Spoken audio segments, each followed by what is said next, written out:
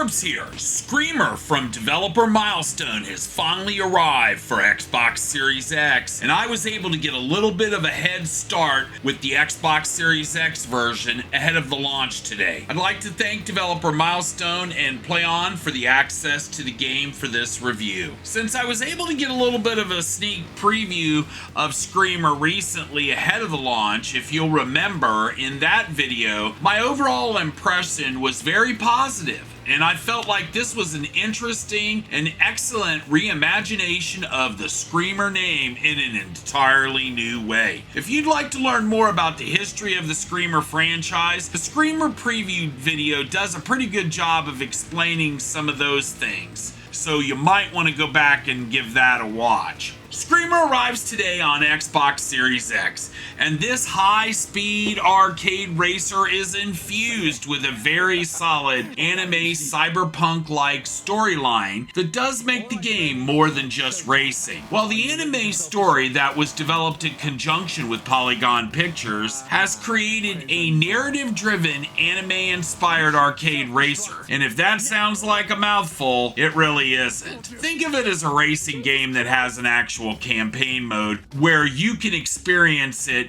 in a more traditional way if you want, or in this campaign mode as well that tells the story behind the game, so to speak. Now, it does require 35 gig of fast storage on Xbox Series consoles and does support multiplayer, and we'll talk a little bit more about that later. Now that I'm able to see more beyond the preview build of the game, and I have seen a lot more of the story, I will try my best here not to spoil it for those that have not played it in the campaign mode just yet. I was a little concerned that the story might have been a bit too cliche, but I can confirm now that my impressions of the delivery and the narrative, that the cutscenes are in fact very good, and although I felt at times the lines were a little bit obvious, I don't think it takes anything away from the story, which I found to be good. Chapters last between as little as 5 minutes to as much as 15 minutes, but a 7 to 10 minute average range was normal. I will add that I think some of the pacing of the story has improved from what I saw previously in the preview version that I played. The game is true to the original game's roots in that the design philosophy favors racing gameplay first design principles that is focused to be a pick up and play arcade racing experience. While the campaign mode is clearly focused on telling the story as it should be, this does not mean that the storytelling is done at the expense of the racing. I would suggest that even if you don't want to focus on playing the story, I found that the early chapters in the game introduce a lot of the concepts that are very helpful in learning how to play the game, which I think is very good. The game features 32 tracks with 4 environments to get started. So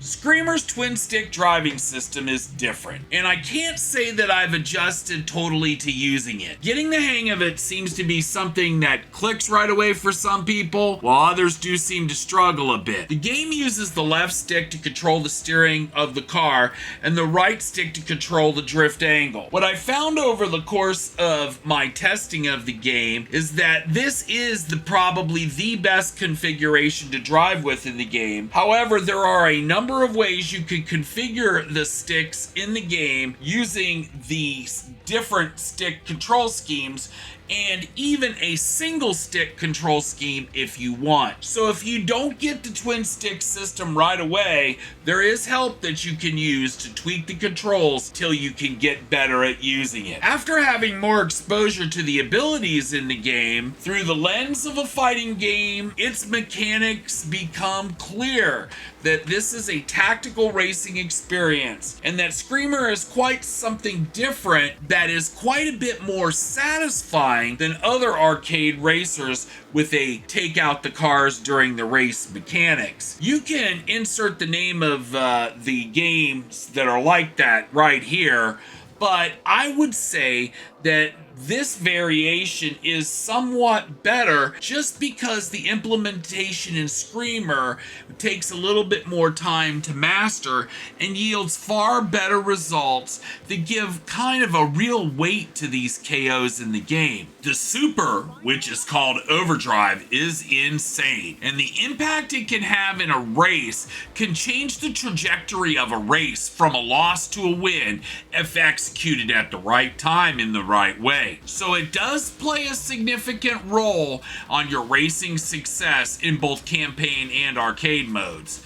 Difficult to master for sure, but the effects and mayhem it caused were effective and they looked great. Cars in the game, of course, can be customized with cosmetic items that are unlocked while playing the game. The core game modes outside of the story are race and team race. They are unlocked from the start, so you can play the way you want to. In addition, it has 4 additional game modes: time attack, overdrive challenge, checkpoint, and score challenge. The game includes both private and public, ranked and unranked modes, and the game offers a 4-player local couch co-op split screen mode, which is something you don't see every day anymore. The game runs on the latest version of the Unreal Engine and delivers a solid 4K 60 FPS experience on Xbox Series X. The game doesn't have any graphics adjustments, so to speak, in the settings,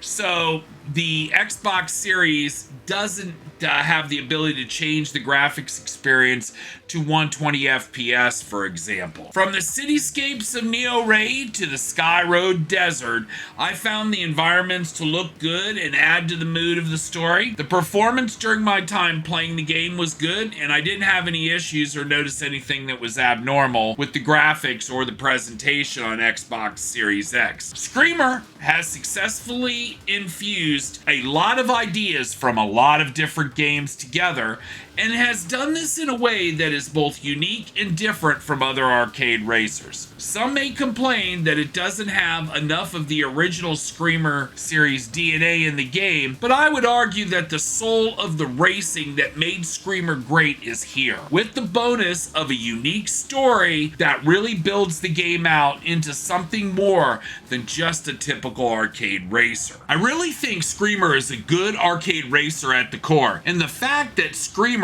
puts the racing experience first will give you long-term enjoyment from this game, I think. Whether it's the game's single-player modes, multiplayer modes, or even the 4-player local couch co-op, I think that if you want to play an arcade racer that has a fun experience, I think I can highly recommend it to those fans of arcade racers, as well as those fans of narrative experiences that aren't afraid of some racing in it. If you want to purchase the physical standard edition of Screamer for Xbox, there's a link in the description to order it from Amazon. And know if you do, the channel gets a very small commission from your purchase. So what do you think of Screamer? Are you now sold on Screamer? Tell me all about it in the comments down below. My name is Marbs, and thank you for watching. Now, it would really help me out if you press that subscribe button and like this video. Look for the upcoming unboxing of the Screamers Collector's Edition for Xbox Series consoles soon, and thank you for watching, and I'll see you in the next one.